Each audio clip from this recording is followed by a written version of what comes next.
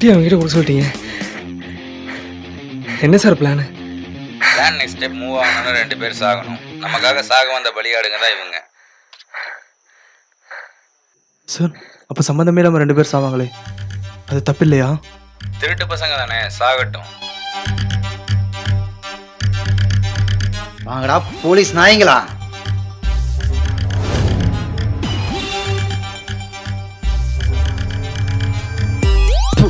இவங்க போலீஸா?